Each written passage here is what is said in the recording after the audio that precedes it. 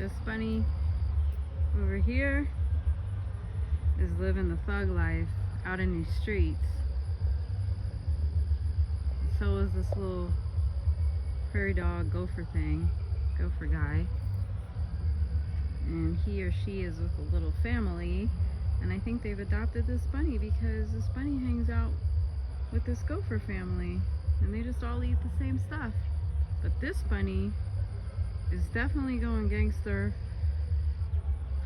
whereas this bunny